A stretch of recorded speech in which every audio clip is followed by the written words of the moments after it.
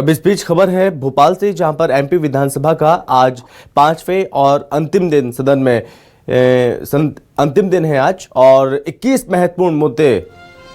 सिंगरौली जिले में वनों की अवैध कटाई का मुद्दा, रतलाम निजी स्कूल छात्र आत्महत्या प्रयास का मुद्दा, एमवाई अस्पताल में चूहों से नवजात मौत मामला, ये तमाम मुद्दे गूंजेंगे। आज विधानसभा में अनुपूरक बजट पारित होगा। तो ये तमाम जानकारी इस वक्त निकलकर सामने आ रही है विधानसभा सत्र को, चूंकि आज अंतिम दिन है, आखिरी दिन है, और सदन में आज 21 महत्वपूर्ण मुद्दे आएंगे जिसमें सबका ध्यान रहने वाला है। और सबसे खास बात, विपक्ष के द्वारा उन मुद्दों को उठाया जा रहा है, सदन के अंदर भी सदन के बाहर भी लगातार प्रदर्शन किया जा रहा है। माना जा रहा है कि आज अंतिम दिन भी सदन में काफ़ी गहमा गहमी देखने को मिल सकती है, क्योंकि तमाम मुद्दों को लेकर विपक्ष आक्रामक है सत्ता पक्ष पर। ज़्यादा जानकारी के साथ राकेश जी लगातार हमारे साथ बने हुए हैं। तो राकेश जी, एक तरफ विपक्ष लगातार हमलावर है सत्ता पक्ष पर, तमाम मुद्दों को उठाया जा रहा है, और ऐसे में आज अंतिम दिन क्या माना जाए कि आज भी हंगामेदार आसार रहने वाले हैं सत्र के? देखिए, बिल्कुल आज विधानसभा का 5वां और चौथी बैठक का अंतिम दिन है। आज जो है विधानसभा की कार्रवाई अनिश्चितकाल के लिए स्थगित हो जाएगी। आज विधानसभा की बात करें तो सबसे अधिक जो मुद्दे गूंजने वाले हैं, हालांकि विपक्ष विधानसभा की कार्रवाई शुरू होने के पहले तीनों दिन तक नए नए मुद्दों को लेकर गांधी प्रतिमा के पास प्रदर्शन करता आया है। आज भी करेगा, ऐसी जो है आसार नजर आ रहे हैं। लेकिन जो सदन के अंदर की बात करें, आज सदन के अंदर का नज़ारा कुछ हटके रहेगा, क्योंकि एक दो नहीं बल्कि 21 ध्यानाकर्षण की सूचनाएं विधानसभा को प्राप्त हुई हैं। इसमें से 21 ध्यानाकर्षण की सूचनाओं पर चर्चा भी होगी। और बड़ी बात है कि ये जो ध्यानाकर्षण की सूचना है, अकेले विपक्ष के विधायक नहीं बल्कि इसमें सत्ता पक्ष के विधायक भी हैं। जो अनुपूरक बजट है वो भी आज पारित होगा, लेकिन हम ध्यानाकर्षण की बात कर रहे हैं तो हमारे पास जो पूरी सूची है विधानसभा की, जिसमें राजधानी भोपाल के राजीव गांधी विश्वविद्यालय में वित्तीय अनियमितता का मामला आया था, उसको लेकर उच्च शिक्षा मंत्री का ध्यानाकर्षण करेंगे। तो इसके साथ ही सिंगरौली जिला में अवैध वन कटाई का मामला है, उसको लेकर भी ध्यानाकर्षण है। रतलाम में निजी स्कूल में आत्महत्या छात्र द्वारा की गई थी, उसका ध्यानाकर्षण है।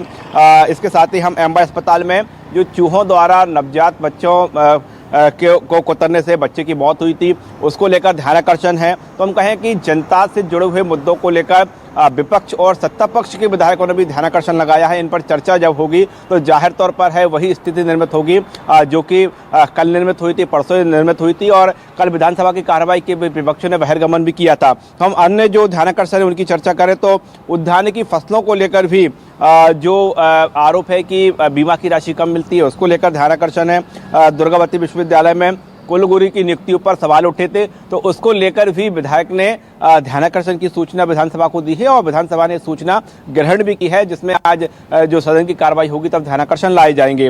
मध्य प्रदेश में विभाजित भूखंडों की अनुज्ञा देने पर रोक लगाने का ध्यानाकर्षण जो है उज्जैन के बीजेपी के विधायक चिंतामणि मालवीय के द्वारा लाया गया है, तो उस पर भी आज चर्चा होगी। आंगनबाड़ी कार्यकर्ताओं की और सहायिकाओं की सेवा नीति में संशोधन को लेकर भी ध्यानाकर्षण की सूचना विधानसभा को प्राप्त हुई है, और विधानसभा ने इसे अपने कार्यसूची में भी रखा है। तो कह सकते हैं कि आज का दिन विधानसभा का बेहद ही अहम दिन होगा, जहां पर हम देखें कि अभी तक तो विपक्ष जो है सत्ता पक्ष को घेरता आया हुआ है, लेकिन जो ध्यानाकर्षण की सूचनाएं प्राप्त हुई हैं, जो प्रमुख और ज्वलंत मुद्दे हैं, तो जाहिर तौर पर है सत्ता पक्ष के जो विधायक है उनकी ओर से भी जो तीखे प्रहार आज सरकार पर होंगे।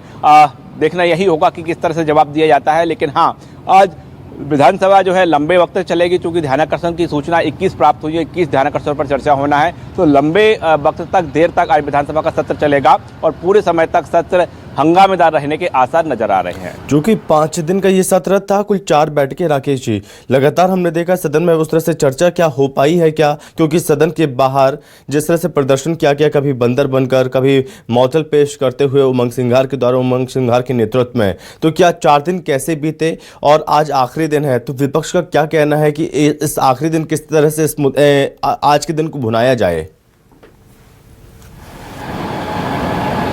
देखिए, हम पिछले 3 दिनों के विधानसभा की कार्रवाई की बात करें तो विपक्ष ने जितने भी जो प्रदर्शन किए हैं वो विधानसभा की कार्रवाई शुरू होने के पहले यानी सुबह 11 बजे के पहले किए हैं और 11 बजे के बाद विधानसभा की कार्रवाई शुरू हुई है। हालांकि हम जो घंटों की तुलना करें कि कितने घंटे तक विधानसभा चली है तो कह सकते हैं कि विधानसभा लंबे वक्त तक चली है। हालांकि लंच ब्रेक भी हुए हैं, बीच में ब्रेक भी हुए हैं, लेकिन विधानसभा अध्यक्ष नरेंद्र सिंह तोमर ने जो शॉर्ट नहीं करके बल्कि हम कह सकते हैं कि देर शाम तक विधानसभा का दौर चला है। तो कह सकते हैं विधानसभा चली लंबे समय तक है, लेकिन इस बीच जो चाहे जनता के मुद्दे की बात करें या दूसरे प्रश्नकाल के दौरान शून्यकाल में अन्य मुद्दे उठाने की बात करें तो अपनी बात को लेकर उस पर चर्चा कराने को लेकर विधानसभा में विपक्ष की ओर से हंगामे जरूर हुए हैं। कई बार बहिर्गमन की भी वॉकआउट भी विपक्ष की ओर से किया गया है, लेकिन हम ओवरऑल घंटों की बात करें तो विधानसभा लंबे समय तक चली है। हालांकि विपक्ष का ये भी लगातार मांग रही है कि विधानसभा का सत्र बढ़ाया जाना चाहिए, अवधि बढ़ाया जाना चाहिए और इसका जवाब सरकार के तमाम मंत्री हैं या बीजेपी के विधायक हैं, सत्तापक्षी विधायक हैं,